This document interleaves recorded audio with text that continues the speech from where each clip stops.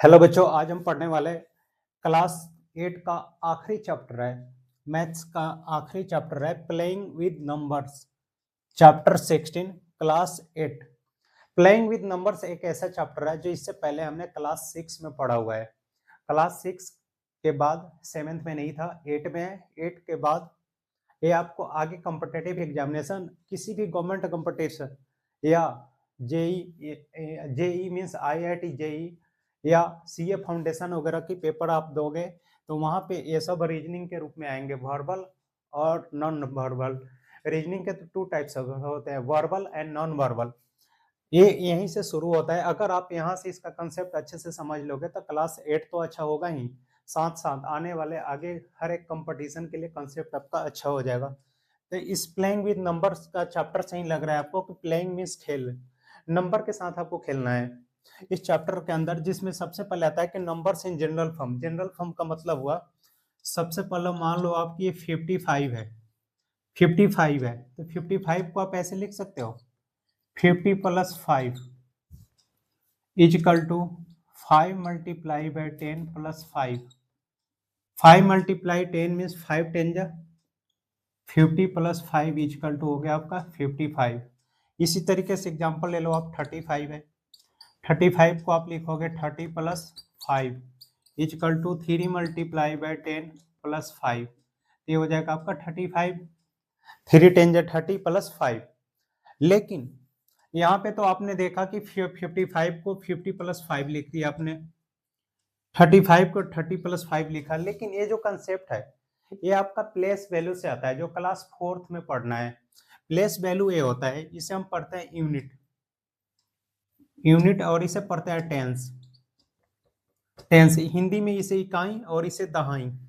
इकाई का मतलब ये हुआ, अगर हम इसकी बात करें तो इकाई मीन्स हुआ 5 multiply by 1, unit means 1, 5 multiply by 1, यहाँ पे प्लस आएगा। ये आपका टेंस मीन्स 5 मल्टीप्लाई बाई 10।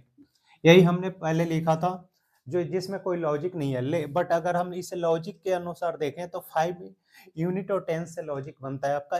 ये यूनिट प्लेस है और ये टेंस प्लेस है, means 10 multiply by 5, 10 multiply by 5 50 plus 5 50। अगर हम इसे वेरिएबल के थ्रू समझे, सपोज करो आपका ए बी है, तो ए बी को आप कैसे लिखोगे, ये हो गया आपका यूनिट और ये होगा 10, यूनिट प्लेस है 10 प्लेस। यूनिट को आप लिखोगे b मल्टीप्लाई बाई 1 प्लस, यहाँ पे प्लस लिखेंगे, माइनस नहीं लिखते, ना ही मल्टीप्लीकेशन ना ही डिवीजन ना ही माइनस, यहाँ पे आप लिखोगे प्लस। ये हो जाएगा आपका 10 means 10 multiply by a equal to होगा 10a प्लस b। ये बनता है, जब आप क्लास 9th में linear equation in two variable या क्लास 10 में linear equation in two variable पढ़ोगे तो वहां पे क्वेश्चन आता है कि सम ऑफ द डिजिट, या दो अंकों की ऐसी संख्या, तो वहां पे हम एक अंक को यूनिट प्लेस को एक्स वाई जेड कुछ भी मानते हैं, और टेंस प्लेस को, अगर हम एक यूनिट को एक्स माने तो टेंस को वाई मानते हैं, क्योंकि linear equation in two variable, तो वेरिएबल मानना कंपलसरी होता है। तो वो कंसेप्ट हमारा यहीं से शुरू होता है, ये जो हम प्लेइंग विद नंबर में पढ़ते हैं। अगर आप स्टेट बोर्ड में पढ़ोगे तो स्टेट बोर्ड में ये चैप्टर नहीं है, लेकिन सीबीएसई के अंदर क्लास 6 में था, उसके बाद 8 में था, उसके बाद 9th में इसका इम्प्लीमेंट करना है हमें। तो जो हम linear equation in two variable में हम क्वेश्चन सॉल्व करते हैं, वर्ड प्रॉब्लम, दो अंकों की संख्या या यूनिट ऑफ टू डिजिट, तो वो आपका यूनिट प्लेस और 10 प्लेस इसी कंसेप्ट से हम इमेजिन करते हैं, जिसमें यूनिट प्लेस होता है 10 प्लेस, जहाँ पे इसका मेन कंसेप्ट होता है प्लेस वैल्यू। प्लेस वैल्यू के थ्रू ही हम इसमें किसी भी नंबर को यूनिट और टेंस मानते हैं। तो इसी के आधार पे हमारा एक्सरसाइज है, इसमें दो 16.1 और 16.2। तो हम 16.1 की पहले बात करते हैं, उसके बाद 16.2 की बात करेंगे। एक्सरसाइज 16.1 में find the values of the letters in each of the flowing and give reasons for the steps involve. इसमें आपको लेटर्स मीन्स जो वेरिएबल गिवन है, जैसे इस वाले में ए है, इसमें आपका ए है, इसमें भी आपका ए है, यहाँ पे आंसर में सी भी है। इन वेरिएबल की वैल्यू फाइंड आउट करना है और आपको स्टेप्स भी बताने हैं, बट स्टेप्स आपके स्कूलों में नहीं बताए जाते क्योंकि रीजनिंग है और स्टेप्स ये 1 मार्क्स के क्वेश्चन आते हैं, तो 1 मार्क्स के क्वेश्चन में आपके स्टेप्स लिखना कंपल्सरी नहीं होता, बट ये एक ट्रिक क्वेश्चन है। अगर आपको ट्रिक समझ में आ जाएगा तो क्वेश्चन बहुत ही आसान है। जैसा कि इसमें दिया है कि 3a + 25, आंसर आएगा आपका B2। अब आपको e की यहाँ पे वैल्यू फाइंड आउट करना है कि इस e की ऐसी कौन सी वैल्यू होगा जिसमें हम 5 ऐड करेंगे तो यहाँ पे 2 आएगा, और इस 3 + 2 में क्या ऐड करेंगे कि b की वैल्यू आ जाएगा। तो देखो आप यहाँ पे 2 आना है आपको। अगर हम यहाँ पे e की वैल्यू 1 रखते हैं तो 1 + 5 6 होगा, 1 आएगा नहीं, 2 भी नहीं आएगा, 3 भी नहीं आएगा। अगर हम 5 डायरेक्ट 5 + 5 10 करेंगे तो 0, क्योंकि आंसर पहले ही गिवन है। एक काम आपका आसान हो गया कि ए की वैल्यू फाइंड आउट करने में आपको कोई दिक्कत नहीं होगा। 6 भी नहीं रख सकते, 6 + 5 11 होता है, यहाँ पे आप रखोगे 7। अगर हम यहाँ पे इसको मैं यहाँ पे रफ में लिख देता हूँ, ए की वैल्यू अगर आपने यहाँ पे 7 लिख लिया, ए = 7, 7 + 5 12 की 2, 1 कैरी किया आपने, 1 + 3 4 + 2 6, तो यहाँ पे आ जाएगा कितना आपका, यहाँ पे लिख देता हूँ b की वैल्यू आ जाएगा आपका 6। तो a की वैल्यू 7 होगा, b की वैल्यू 6 होगा। अब आप देखो मैंने a की वैल्यू 7 लिखा, यहाँ पे 3 पहले से था, ये 5 हो गया और ये 2 हो गया, यहाँ प्लस 7 + 5 12 की 2, 1 कैरी किया, 3 + 2 5 और 1 6, ये आपका b था, ये b, तो b की वैल्यू 6 आ गया, और a की वैल्यू आपका ये था 7 आ गया। तो उम्मीद है कि आप लोगों को समझ में आया होगा। इसी तरीके से आपका प्लस वाला तो बहुत आसान होता है, बच्चों वाला होता है, हल कर लोगे। वैसे ही आपको यहाँ पे दिया है कि यहाँ पे क्या रखें, 4a + 9 8, तो आंसर आएगा आपका CB3। मीन्स यहाँ पे e की आप क्या वैल्यू रखोगे कि 8 में ऐड करने पे आपका यहाँ पे 3 है, तो यहाँ पे भी ये आपका आंसर गिवन है। 8 + 4 कितना होता है, 12 होता है, और 8 + 5 13 होता है। तो एक बार a की वैल्यू आपका निकल गया यहीं से आपका 5। अगर आपने यहाँ पे 5 रख दिया a की वैल्यू, और यहाँ पे 8, यहाँ पे लाइन बड़ा कर लो, 8 + 5 13 की 3, 1 कैरी किया, ये हो गया आपका 4, यहाँ पे है, ये हो गया आपका 9। अब आपको यहाँ पे c और b की निकालना है, तो अब आप देखो 8 + 5 13 की 3, 1 कैरी किया आपने, 9 + 4 13 + 1 14, तो यहाँ पे आया आपका 14। मीन्स c की वैल्यू 1 और b की वैल्यू आ जाएगा 4, ये हो जाएगा आपका b की वैल्यू 4, c की वैल्यू 1। आंसर निकल गया ये 5, b 4 और c 1। ये प्लस वाला बिल्कुल ही आसान है। जब आपका ये आंसर गिवन होता है तो ये वाला वैल्यू फाइंड आउट करना मुश्किल नहीं होता। इसमें आप इक्वेशन वाला कंसेप्ट लगाओगे तो आंसर नहीं आएगा। इसमें आपको थिंक करना है कि यहाँ पे कौन सी ऐसी नंबर रखे कि सम 3 है। तो सिंपल है, 8 + 1 9 होता है, 8 + 2 10 होगा, 8 + 3 11 होता है, 8 + 4 12 होगा। ये अगर आप यहाँ पे 8 + 5 करोगे तो 13 आ जाएगा। 5 पे आप रखोगे, आंसर ऑटोमेटिक मिल जाएगा आपका। अब आपको यहाँ पे मल्टीप्लाई करना था, 1a × a = a को a से मल्टीप्लाई करके a लाना है। और एक चीज और हिंट है आपका, यहाँ पे 9 है, तो यहाँ पे आप कोई भी वैल्यू रखोगे, अगर तो आपको अगर आप यहाँ 0 रख देते हो तो 0 × 0 0, और 0 को 1 से मल्टीप्लाई करेंगे तो 0, तो 0 तो आप रख नहीं सकते। अगर आप यहाँ 1 रखोगे तो यहाँ 1 नहीं आएगा, 1 भी नहीं रखोगे। मल्टीप्लिकेशन तो आप लोगों को अच्छे से आता है। अगर आप यहाँ पे 2 रखते हो तो 2 1 = 2 भी नहीं होगा। तो अगर आप यहाँ पे 3 4 5 ऐसे ही करके जाओगे तो एक नंबर आएगा आपका 6। और अगर आप यहाँ पे 1 है, a की जगह आपका 6 है, और यहाँ पे भी है 6, मल्टीप्लाई 6 6 × 36 के 6 कैरी किया आपने 3, 6 + 1 6, 6 1 = 6 + 3 9, आ गया आपका 9। तो ए की वैल्यू जो आएगा आपका यहाँ पे a = आएगा 6, ए की वैल्यू बन जाएगा आपका 6। तो ये आपका ऐसे बनेगा, आपका 96 आएगा। तो ये आपका फर्स्ट पार्ट, सेकेंड पार्ट और थर्ड पार्ट आपका हो गया। क्वेश्चन नंबर 4 है, ab + 3 7, आंसर आएगा आपका 6a। अब आप यहाँ पे b की वैल्यू क्या रखोगे, कि आपका यहाँ पे ए की वैल्यू मिल जाए, और साथ में ए की जगह आप ऐसा क्या ऐड करोगे 3 के साथ कि यहाँ पे 6 है।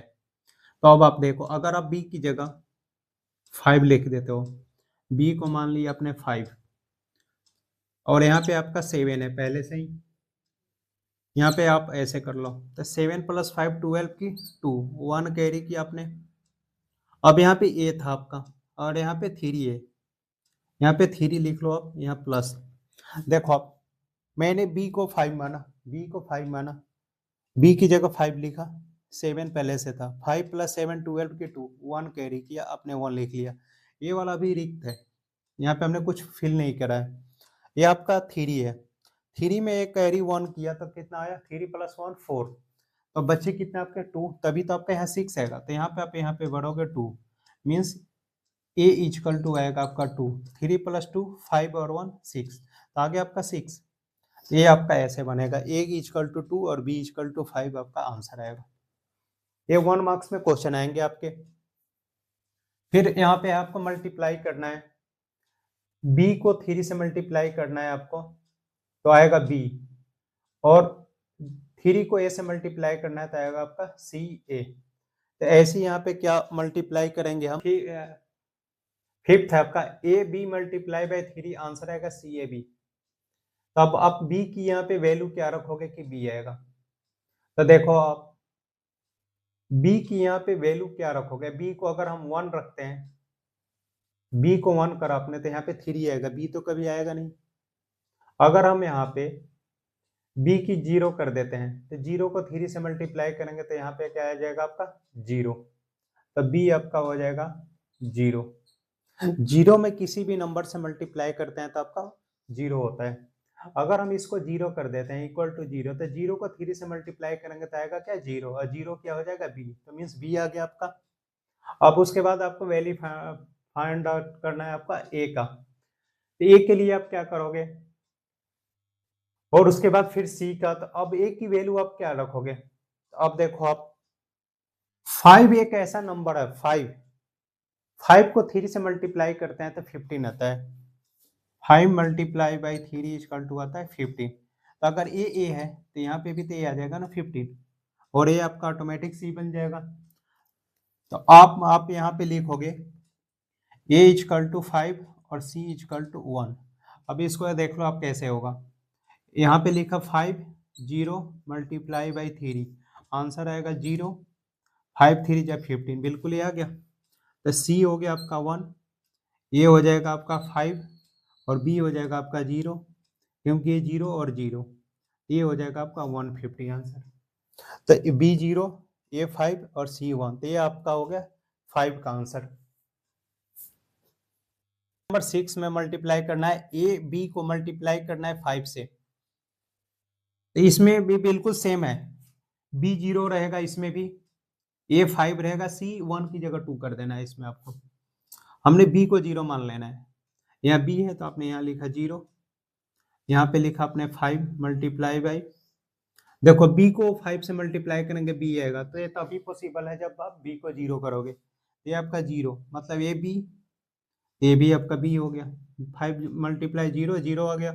अब आप ए की जगह क्या रखोगे, तो ए की जगह आप 5 रख दो, 5 5 जा 25, ए की वैल्यू हो ए हो गया, तो ए भी ए हो गया, ये हो गया 5।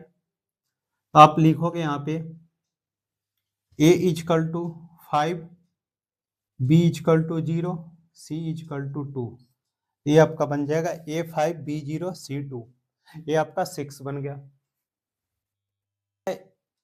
ए बी को 6 से मल्टीप्लाई करना है तो बी आंसर आना चाहिए।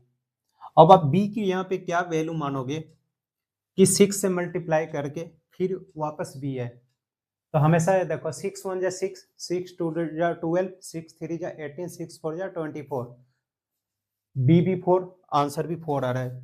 अगर आप यहाँ पे बी को 4 रख देते हो और इसको 6 से मल्टीप्लाई, तो अगर ये आपका बी इक्वल टू 4 हुआ, तो यहाँ पे भी 6 4 जा 24 के 4, यहाँ 2 कैरी हो जाएगा आपका, तो ये बी हो जाएगा, तो ये भी आया, तो ये आपका बी की वैल्यू 4 हो जाएगा, बी हो गया 4। अब आपको बताना है कि एक क्या होगा कि यहाँ पे ये भी 4 है और यहाँ पे भी 4 है। अब तो पता चल गया कि बी की वैल्यू 4 है तो आपको 4 लाना है। तो अब यहाँ पे क्या रखोगे आप, 7 रखोगे। 7 6 जा 7 6 जा 42 और प्लस 2 44।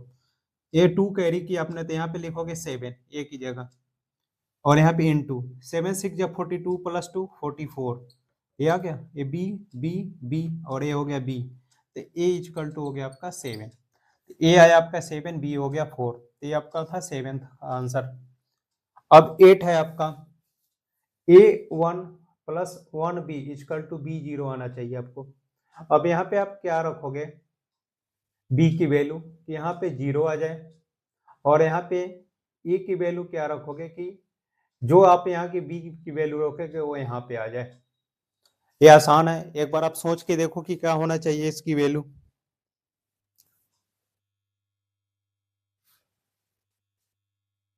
तो आप अगर हम B इजकल टू 9 रख देते हैं, यहाँ पे ये 1 है और यहाँ पे 9 रखा आपने, तो 9 प्लस 1 10 की 0, वहां पे 1 कैरी किया आपने। यहाँ पे आपने 9 रखा तो 9 प्लस 1 10 की 0, 1 कैरी किया आपने ये, और ये हो गया आपका 1 प्लस क्या होगा ए की वैल्यू कि बी आ जाए। तो बी हमने 9 मांगा, तो अगर आप यहाँ पे 7 रखते हो, यहाँ पे 7 रखोगे प्लस 1 से 7 प्लस 1 8 और 1 यहाँ पे 9, तो यह आ गया आपका 9। तो ए इजकल टू हो जाएगा आपका 7। 71 में 19 ऐड करोगे तो आपका 90 आंसर आ जाएगा। ए 7 होगा, बी 9 होगा आपका। ये था आपका 8। अब उसके बाद है आपका 9। 2AB में AB1 ऐड करना है आपको। 2AB में 2AB1 तो B18 आना चाहिए।